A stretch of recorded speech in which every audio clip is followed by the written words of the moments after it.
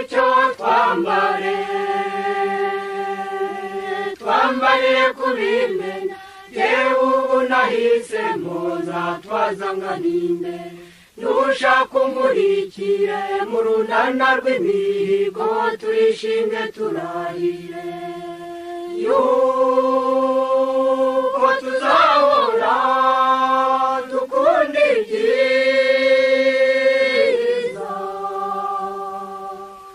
ubutabera n'amahoro urukundo n'ubupfura ubukire bwange ibyo ntabugaya numbeho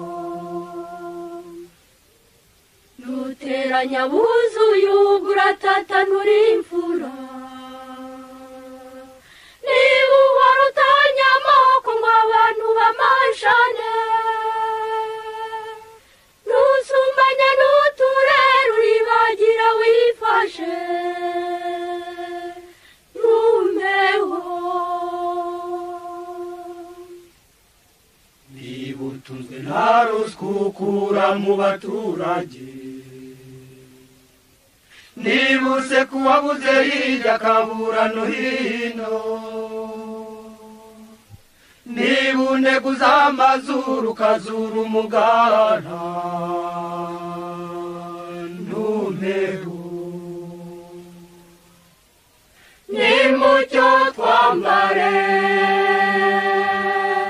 twambarire kubimena jyewe ubu nahisemo nzatwazanga n'imbere nushaka umurikire mu runana rw'imihigo turishimye turahire yuko tuzahora dukunda ibyiza ubutabera n'amahoro urukundo n'ubupfura ubukire bwange ibyo ntabugaya numbeho niba ishyari riri kuzonga ugatera urugukize ugashengurwa n'agahinda iyo ubonye abahiriwe urwara urutoki uwundi urundi rubuze mu bupfura numbeho niba unebwa ntukore ngo uzatungwa no gusaba niba unyereza ibyo ushinzwe ngo ubwurirwa naho urateshuka inzira y'intore ugura umunyoni mubi numbeho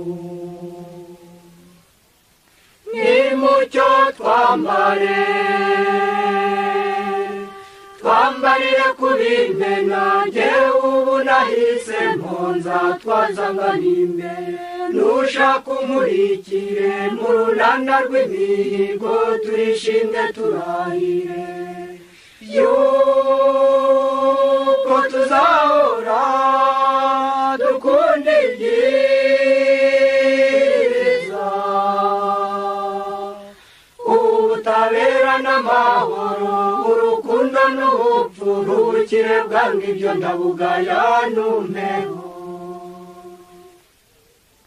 niba ushinzwe imbaga ukikundiramo bamwe umugabiye n'umukundo uramugambanira mwacu uduco kandi ashaka kureba udasumbanya numbeho niba uri umukobwa ukishinga bagushuka niba sura umuhungu ugashirira mu maraha urasenya urwo wari gushinga ugashengera utambaye numbeho nimucyo twambarire kubimena jyewe ubu nahisemo nzatwazanga n'imbere nushaka umurikire mu runana rw'imihigo turishimye turahire yuko tuza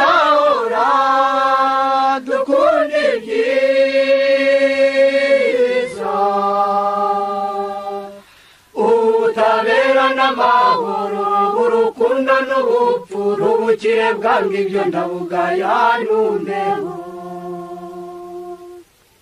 muco mwiza wakureze ntugatume udindira